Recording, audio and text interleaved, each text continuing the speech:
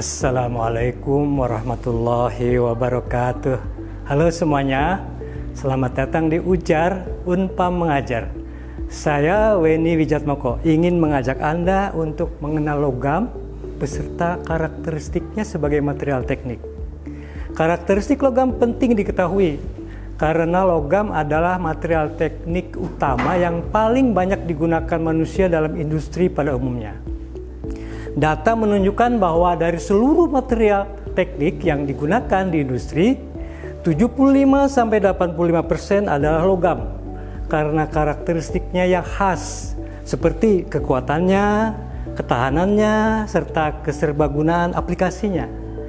Nah, untuk lebih jelasnya silakan ikuti sampai selesai.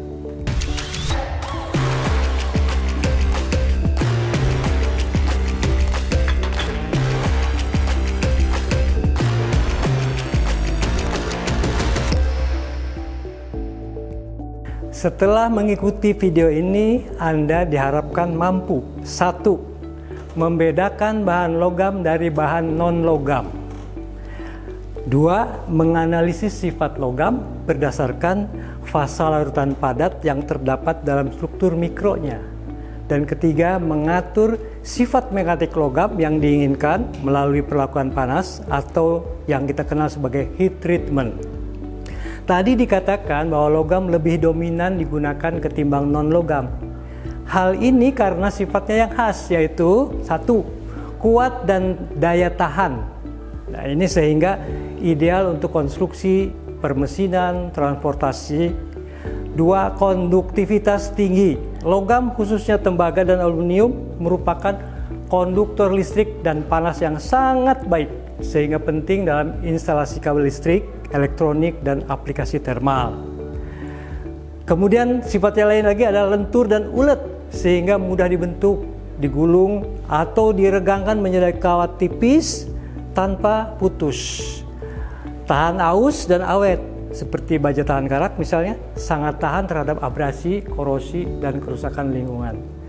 Kemudian juga umurnya panjang, memiliki masa pakai lebih panjang daripada material non-logam, sehingga tidak perlu sering diganti dalam aplikasi penting, dan ini sangat penting untuk efisiensi penggunaannya.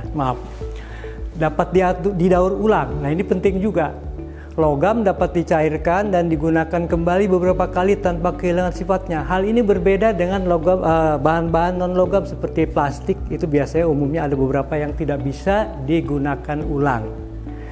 Kemudian ada lagi fleksibilitas dalam teknik. Logam banyak digunakan dalam teknik struktur, mekanik, kedirgantaraan karena sifatnya yang dapat diprediksi keandalannya. Namun, material logam, non-logam maksud saya, seperti polimer, keramik, komposit juga memiliki keunggulan. Misalnya ringan, tahan korosi, dan terkadang lebih hemat biaya ketimbang logam. Logam yang paling banyak digunakan di dunia adalah baja, yang merupakan paduan yang terdiri dari besi dan karbon. Jadi yang dimaksud dengan baja itu adalah besi karbon di dalamnya. Baja sangat penting dalam konstruksi, manufaktur otomotif, permesinan, infrastruktur, dan banyak industri lainnya. Logam lain yang umum juga digunakan adalah aluminium. Karena ringan dan tahan korosi, banyak digunakan dalam bidang kedirgantaraan. Sebagaimana kita lihat di pesawat-pesawat terbang, semuanya kebanyakan menggunakan aluminium. Pengemasan juga dan elektronik. Lalu tembaga. Tembaga ini sangat dipakai karena mengantar listrik yang sangat baik. Banyak digunakan dalam instalasi kelistrikan. Kalau kita lihat ya kabel-kabel listrik, semuanya menggunakan di dalamnya ada tembaganya. Karena baja dominan dalam aplikasi teknik, insinyur teknik harus mengenal karakteristik bahan baja ini apabila ingin mengaplikasikannya. Nah, karena itu, teman-teman, mari kita fokuskan pembahasan selanjutnya pada karakteristik baja dan metode analisisnya apa saja sih sebetulnya. Menganalisis karakteristik baja melibatkan beberapa pengujian esensial, sangat penting untuk menentukan komposisi kimia, sifat mekanik, dan kesesuaiannya untuk berbagai aplikasi. Beberapa analisis penting diantaranya: 1. Analisis komposisi kimia. Kemudian dalam hal ini adalah metode spektroskopi, teknik seperti X-ray fluorescence, XRF atau XRF, dan satu lagi adalah optical emission spectroscopy, ya. Dan ini membantu dalam mengidentifikasi komposisi unsur baja, kandungan karbon dan sulfur yang memengaruhi kekerasan dan kekuatan baja. 2. Pengujian sifat mekanik, di antaranya uji kekuatan tarik. Ini sangat penting. Dalam hal ini, uji kekuatan tarik bisa mengukur gaya yang dapat ditahan baja sebelum patah. Kemudian ada uji kekerasan, di antaranya dengan menggunakan metode Rockwell, Brinell, atau Vickers. Ya, tiga metode ini sangat penting, yang paling banyak digunakan di laboratorium logam. Dan ini menentukan ketahanan terhadap lekukan atau terhadap goresan. Kemudian ada lagi yang namanya uji impact, ya. Uji impact biasanya digunakan CHARPY atau metode IZOT. Metode ini adalah mengukur ketangguhan baja akibat gaya yang tiba-tiba datangnya akibat benturan misalnya. Nah, kemudian analisis penting lainnya misalnya adalah pemeriksaan mikrostruktur, metalografi. Dalam hal ini menggunakan mikroskop untuk menganalisis struktur butiran, distribusi fasa yang di dalam logam, kemudian apakah ada cacat pada baja. Kemudian juga melihat efek perlakuan panas, meneliti bagaimana perlakuan panas yang berbeda memengaruhi sifat baja. Keempat, pengujian ketahanan korosi, yaitu misalnya dengan menggunakan uji semprotan garam, karena memang garam adalah salah satu sumber korosi bagi logam. Mensimulasikan lingkungan yang keras untuk menilai ketahanan korosinya. Kemudian pengujian elektrokimia mengukur bagaimana baja bereaksi terhadap elemen korosif. Ya, dalam hal ini ada beberapa elemen korosif untuk yang terhadap baja yang memang harus diuji, ya. Dan kelima, ini juga tidak kalah penting, pengujian non-destruktif atau uji tak rusak. Kita kenal sebagai uji tak rusak atau NDT. Di antaranya adalah pengujian ultrasonik. Dalam hal ini menggunakan mendeteksi cacat dengan tanpa merusak material, ya, dengan menggunakan sinyal-sinyal ultrasonik. Pemeriksaan partikel magnetik mengidentifikasi retakan permukaan pada logam besi. Dalam hal ini menggunakan cairan tertentu untuk bisa melihat adanya retakan di permukaan. Ya, berbeda sedikit dengan kalau ultrasonik bisa ke dalamnya. Kalau ini hanya di permukaannya saja dengan menggunakan partikel magnetik. Nah, mari kita perdalam mengenai pemeriksaan struktur mikrobaja. Dengan menggunakan mikroskop khusus metalografi, kita bisa melihat struktur mikrologam baja. Melalui layar monitor komputer kita dapat melihat fasa yang khas dalam baja, seperti yang kita kenal seperti fasa austenite, perlit, ferrit, martensite, dan lain-lain. Dengan metalografi ini dapat dibuat suatu yang namanya diagram fasa. Diagram fasa dari material logam adalah representasi grafis untuk memahami dan menganalisis perubahan fasa pada material logam akibat dipanaskan atau didinginkan pada berbagai komposisi dan temperatur. Jadi secara perlahan-lahan akan terbuatlah suatu diagram fasa yang menggambarkan bagaimana komposisi dan efeknya dan temperatur terhadap komposisi dari baja. Diagram fasa memberikan informasi tentang bagaimana struktur mikrologam akan berubah seiring dengan perubahan temperatur dan komposisi, dan bagaimana sifat-sifat logam berubah akibat perubahan tersebut. Pada diagram fasa, di sini sumbu horizontal akan mewakili komposisi material, dalam hal ini dalam persen berat atau mol, sementara sumbu vertikal mewakili temperatur dalam derajat Celcius, Fahrenheit, atau Kelvin. Pada kondisi dan komposisi tertentu, fasa-fasa yang berbeda seperti padatan, cairan atau gas, serta fasa campuran atau intermetalik dapat terjadi dalam hal ini. Salah satu titik penting dalam diagram fasa adalah poin euteknik, ya. Eutektik. Poin ini menandai komposisi dan temperatur ketika paduan mengalami titik leleh terendah dan menghasilkan struktur mikrocampuran yang khas. Selain itu ada juga yang disebut poin perlitik, poin eutektoid, dan poin peritoid lainnya menunjukkan perubahan fasa khusus pada material logam. Jenis diagram logam fasa yang paling umum adalah diagram fasa biner yang melibatkan dua komponen, misalnya besi dan karbon. Memang ada beberapa juga yang dengan beberapa, tapi yang paling umum adalah terdiri dari dua fasa, ya.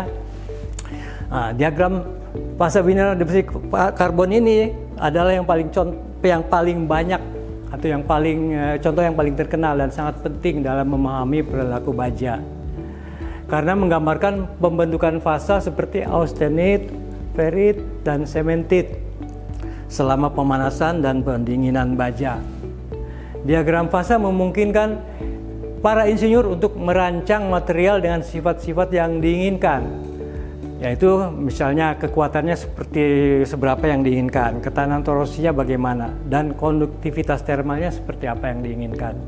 Dengan memahami diagram fasa logam, maka para insinyur dapat mengatur perlakuan panas dan proses manufaktur untuk menghasilkan struktur mikro yang optimal untuk aplikasi tertentu. Ya tentunya harus disesuaikan dengan aplikasinya, jadi kita tidak boleh menggunakan yang terlalu keras, nanti lebih patah misalkan. Jadi ini khusus, ya. Nah, pengetahuan lain yang harus dikuasai oleh insinyur teknik adalah mengenai perlakuan panas atau heat treatment. Perlakuan panas logam adalah serangkaian proses termal yang dilakukan pada logam untuk mengubah struktur mikro dan sifat-sifatnya. Perlakuan panas logam melibatkan pemanasan logam ke temperatur tertentu, kemudian mempertahankannya selama periode waktu tertentu, dan kemudian mendinginkannya secara terkontrol, yaitu dalam pengertian bisa cepat, bisa lambat, dan diatur penurunannya.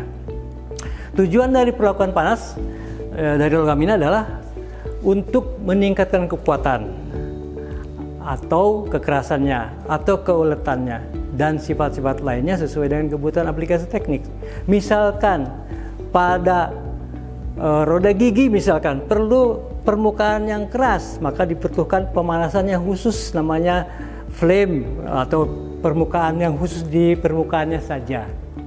Atau pada pegas yang lain, ya perlu. Jadi perlakuannya tidak semuanya harus keras tetapi tidak ulet misalkan. Jadi harus diatur sedemikian rupa supaya sesuai dengan aplikasi yang diinginkan.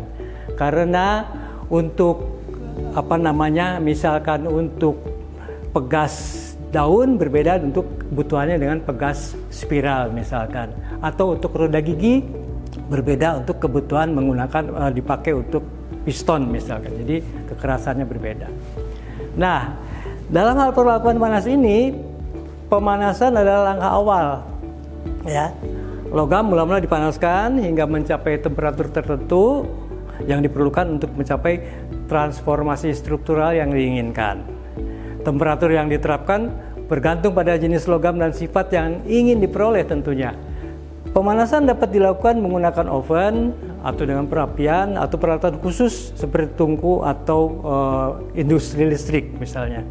Pada temperatur tertentu, struktur mikrologam akan berubah, termasuk perubahan ukuran butir, paduannya sendiri, atau penguraian fase tertentu.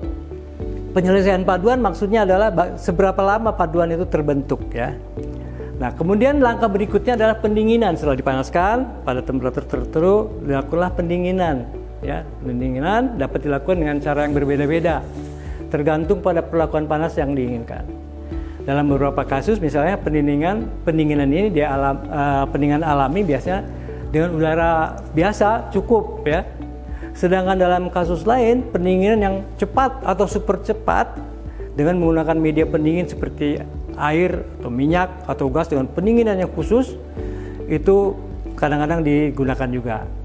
Pendinginan yang cepat dapat menghasilkan struktur mikro yang keras dan rapat, padat. Sedangkan pendinginan yang lebih lambat dapat menghasilkan struktur mikro yang lunak, lebih besar butir-butirnya dan lentur. Proses perlakuan panas yang bertujuan untuk meningkatkan kekerasan logam dilakukan dengan memanaskan logam hingga temperatur yang tepat dan kemudian mendinginkannya dengan cepat untuk menghasilkan struktur mikro yang keras. Pengerasan dapat mencakup teknik seperti pengerasan dengan pengendapan yang saya sebutkan tadi, yang namanya precipitation hardening, pengerasan dengan larutan padat, solid solution strengthening, atau pengerasan dengan deformasi plastik, yaitu ditarik ya sehingga mengalami deformasi plastik. Nah, pengerasan dapat menaikkan kekuatan logam dan meningkatkan ketahanan aus serta tahan terhadap deformasi. Tujuan dari perlakuan panas logam adalah untuk memperbaiki sifat logam agar sesuai dengan persyaratan dan kebutuhan aplikasi teknik. Ini dapat mencakup meningkatkan kekuatan, meningkatkan kekerasan, meningkatkan keuletan, meningkatkan ketahanan terhadap korosi, atau mengubah sifat magnetik logam. Perlakuan panas logam juga digunakan untuk mengurangi tegangan residual akibat proses pembentukan logam dan mengurangi distorsi yang terjadi pada komponen logam. Contoh perlakuan panas logam dalam industri teknik termasuk satu, misalkan pengerasan baja untuk komponen mesin yang membutuhkan kekuatan tinggi seperti roda gigi dan poros tadi yang seperti saya sebutkan tadi. Dua, perlakuan panas pada aluminium untuk meningkatkan kekuatan dan kekerasan dalam konstruksi pesawat terbang ya. Jadi aluminium itu tidak harus lunak ya, tapi juga harus pada konstruksi pesawat terbang harus keras, tapi tetap ringan. Nah, yang ketiga, pemaduan dan pengerasan logam pada proses pengelasan untuk memastikan sambungan yang kuat dan tahan terhadap keausan. Perlakuan panas pada logam paduan nikel misalnya untuk mengubah sifat korosinya dan menjadikannya tahan terhadap lingkungan yang merusak. Jadi itu diantaranya.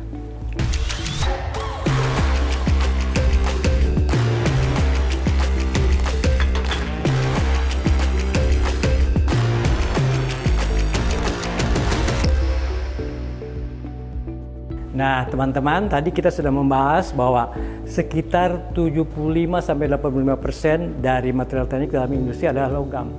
Hal ini karena sifatnya yang khas dalam hal kekuatan, durabilitas atau daya tahan, dan fleksibilitas.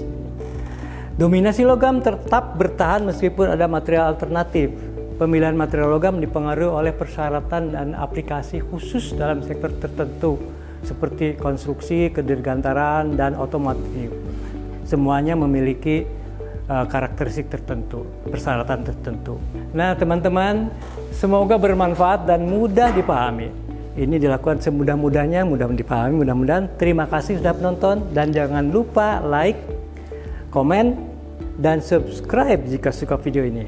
Sampai jumpa di video pembelajaran berikutnya. Assalamualaikum warahmatullahi wabarakatuh.